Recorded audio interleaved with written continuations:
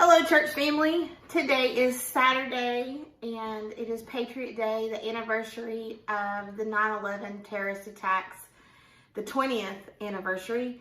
And like many of you, I have been reflecting this past week, and especially the last 48 hours, about that moment in history for us, and remembering where I was and what I was doing. And like many of you, I can pinpoint that exact moment. We were getting ready. My great-grandmother had passed away just a handful of days before, and we were getting ready for her funeral, and my mom called and said, "You need to turn the TV on." And we were watching it, and Aaron was on staff at a church in Johnson City, and it was Tuesday, and they were going to be in staff meeting, and we called and said, "You need to turn the TV on." And we sat there, like many of you, and watched as another plane hit a tower and as the towers fell. And for days, we watched the devastation that was just unfolding, and trying to wrap our minds around the evil that had caused this devastating loss of life in our country.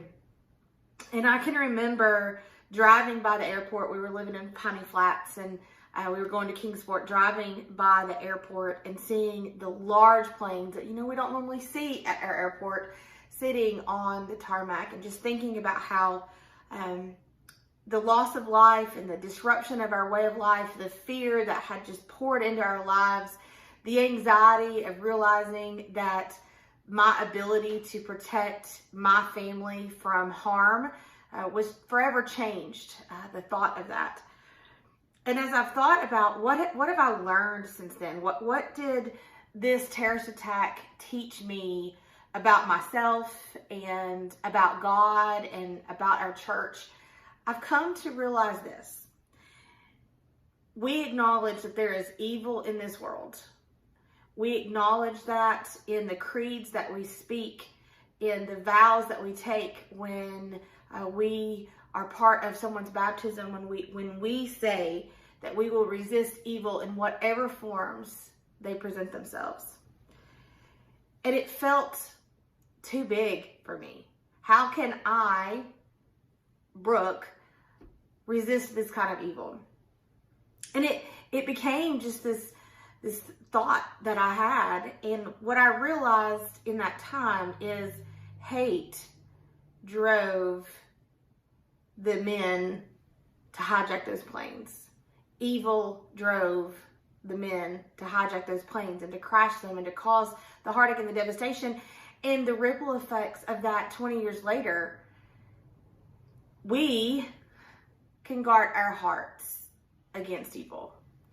We can guard our hearts against evil because we know that we worship a God that is a God of love and of peace and of hope. Many people throughout the years have asked the question, where was God on 9/11?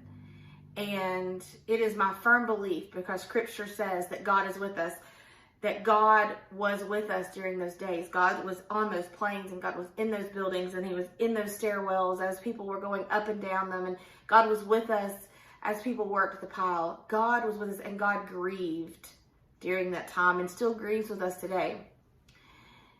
9/11, the anniversary of 9/11, often brings back feelings of fear and anxiety. I know in you, and I know in myself.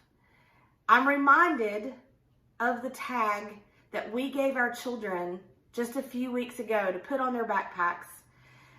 Joshua 1:9, that says, "Have courage and do not be afraid, because I go with you." Our God is with us. Our God was with us then. Our God is with us now, and our God is with us in the future.